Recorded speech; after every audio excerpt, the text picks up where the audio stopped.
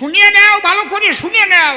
গৌর বাজো, কৃষ্ণ বাজো, কালী বাজো, শীতলা বাজো, আমার কোনো আপত্তি নাই। কিন্তু বাবা গুরুচাঁদ কি করে গেছে একটু বলি তোমাদের কাছে, এটা তোমরা একটু জেনে নাও সবাই। যার যাতে ভক্তি হয়, এটা লিখে দিয়েছে আমার তারক হরিলীলামৃতা পাতায়। যে যাকে ভক্তি করে সে তার ঈশ্বর, ভক্তি যোগে সে তার স্বয়ং অবতার। এ জায়গায় আমি বাধা দেব না কাউকে, কিন্তু গুরুচাঁদ তোমাদের জন্য কি করলো তা জানা দরকার, যেটা ইতিপূর্বে ভবার নবে আর কেউ করে নাই। শিক্ষা কত প্রয়োজন আগে এইটা জানার বিশেষ প্রয়োজন। শিক্ষার প্রয়োজন ছিল, তাইতে কৃষ্ণ বলরাম লেখাপড়া শিখতে কার বাড়ি গেল দেখি, কেডা কেডা জানে? কার বাড়ি? কেউ জানো না? শান্তিপনি মুনির বাড়ি। প্রণাম। গুরু দক্ষিণে পালাটাও শোনো নাই তোমরা? ওরে গাওয়াটা গাইছে, সুখীর দল তো গুরু দক্ষিণে বেশি গাত, মণিমোহন নৌকা বিলাস বেশি গাত। কি ঠিক তো নাকি? হ্যাঁ, আমার বুঝি নেই। ললিত কাপালি কৃষ্ণ সুদামা গাত বেশি। ললিত কাপালির দল সবার চোখে আসতো জল। তাহলে এই যে গুরু দক্ষিণা পালা, কি হয়েছে? এই গুরু দক্ষিণাটাই কাহিনী দিয়া কৃষ্ণ বলরাম বাড়ি ছাড়িয়ে যখন সান্দীপনী মুনির গৃহে বিদ্যা অধ্যয়ন করতে যায়, বিদ্যা অধ্যয়ন করার পরে বিদায় নিতে গেল মুনির ধারে। মুনি ধ্যান যোগে চেয়ে দেখতে পারে, এ তো মানুষ নয়, স্বয়ং ভগবান যিনি লেখাপড়া শিখতে এসেছেন তিনি। তার স্ত্রীর কাছে তখন ডাক দিয়ে কয়, তোমার কাছে একটা ছেলে মরিয়ে চাইয়ে রাখো এদের ধারে, এরা মানুষ বেশে এসে বিদ্যা শিক্ষা করে, এরা আসল মানুষ না। বসে শোনেন জ্ঞানী গুণী কৃষ্ণ বলরামকে বিদ্যা অধ্যয়ন করিয়েছেন সান্দীপনী মুনি। যে কৃষ্ণকে বিশ্ববাসী ঈশ্বর পরম কৃষ্ণ সচ্চিদানন্দ বিগ্রহ অনাদিরাদি গোবিন্দ সর্বকারণে কারণম বলে পূজা করি সর্বজন। তাহলে লেখাপড়ার কত প্রয়োজন? মহাপ্রভু জন্ম নিল, সেও লেখাপড়া শিখতে টোলে গিয়েছিল। কার টোল? বিদ্যানিধির টোল এখনো আছে। আমি নিজে সেই জায়গায় গান গেয়েছি, বিদ্যানগর। কি বাবা? এখনো আছে। পরে নিজে টোল খুলেছি। কৃষ্ণ লেখাপড়া করে গেছে, গৌরাঙ্গ নিজে লেখাপড়া শিখেছে, টোল খুলেছে রে ভাই। কিন্তু অদ্যাবধি দলিত, পতিত, লাঞ্ছিত, বঞ্চিত মানুষের বিদ্যা অধ্যয়নের তরে কোনো অবতারে একটা স্কুল করার কিন্তু সুযোগ পায় নাই। তার জন্য আমি তাদের দোষ দেই না, তারা সময় পায় নাই। কিন্তু হরি ঠাকুর যখন এলো, আগে ধর্মীয় গণতন্ত্রের দিকে লক্ষ্য দিল। আমি একটা গণতন্ত্র শব্দ বসালাম, ধর্মীয় গণতন্ত্র। একটু বুঝতেই হবে কি মন্ত্র। গণতন্ত্র কারে কয়? সমান অধিকার সবাইকে দেওয়া হয়। রাজা তৈরি হয় ভোটের দ্বারায়। রাষ্ট্রপতির ভোটের দামও যা, আমাকে ক্যাতরার মা খেন্তির বাবার ভোটের দামও তাই। ঠিক তো? এরে কয় গণতন্ত্র। যদি দিতে দেয়, আর যদি না দিতে দেয় তা কি আর না। আমি সংবিধানের কথা দিয়ে যাচ্ছি বক্তৃতা। সংবিধানের মৌলিক অধিকার, এখন যদি কেউ দেয় তা তছনছ করি, সে দোষ পড়বে তার ঘাড়ে। ধর্মীয় গণতন্ত্রীকরণ বলে কারে? সবার তরে ধর্ম, খোলা বাজারে, নারী পুরুষ একত্তরে, হরিনাম সংকীর্তনে মাত সর্বজন। এরে কয় ধর্মীয় গণতন্ত্রীকরণ। বাড়িতে মতুয়ার দল গেল, নূতন বউ রান্নাঘরে রান্না করতেছিল। হরিনামের ধ্বনি যখন কর্ণকুহরে পৌঁছালো, মন প্রাণ ধরে টান দিল, রান্নার খুন্তি ফেলে মিশে গেল মতুয়ার দলে।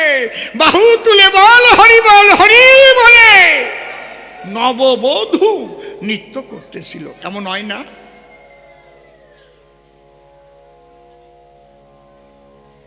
এই ধর্মীয় গণতন্ত্রীকরণ শ্রীহরি গেল করিয়ে। ডাক দিয়ে বলেছিল পুত্র গুরুচাঁদের ধারে, ভগবান পরে, ভগবান বলে পুজো দেবা দাও, আগে আগে এই জাগতিক অবস্থাটা আগে বুঝে নাও। কারণ ধর্মের দুটো দিক, একটা আধ্যাত্মিক আর একটা ব্যবহারিক। আধ্যাত্মিক জগতে কয়েকজন সাধু হয়, দুই একজন হলে পরে তাদের দ্বারাই চরাচরে মানুষের প্রচুর কল্যাণ সাধন হয় সুনিশ্চয়। কয়জন? সব মতুয়ারাই কি বাক্য সিদ্ধ? সব বৈষ্ণবরাই কি বাক্য সিদ্ধ? হতে পারে, কিন্তু পোশাক পরে তো গড়ে। কিন্তু জাগতিক জগতে যদি উন্নতি না করতে পারে, তাহলে তোমাদের রক্ষা করার তো কেউ থাকবে না, সারা জীবন দলিত হয়ে থাকবা। বুঝতে পারছেন কি বলছি? কি বলছি বুঝেছেন? এই জন্যে হরি ঠাকুর ডেকে বললেন গুরুচাঁদের ঠাই, বাবারে তোমার তো একটা কাজ করা চাই। কি? আগে প্রয়োজন এই দলিত পতিত বঞ্চিত সমাজের মানুষের জন্য শিক্ষার আন্দোলন। গুরুচাঁদ গ্রামে গ্রামে করে ভ্রমণ বাণী দিতে লাগলেন, আর গোয়াল ঘরে ঘরে পাঠশালা উদ্বোধন করতে লাগলেন। গরু যখন মাঠে যাবে, গোয়াল ঘর ফাঁকা পাবে, সেই সময় পাঠশালা খুলতে হবে। তাল পাতা করিয়া কর্তন, কড়াইয়ের নিয়ে কালি, দোয়াতের মধ্যে তাতে গুলি, পঞ্চি দিয়ে কলম লিখ বানাইয়ে ক খ স্বরে অকর লিখন। ওরে আমার বাবারে, হায় রে, বান্ধব তোমার মতো বান্ধব আর কেউ নাই।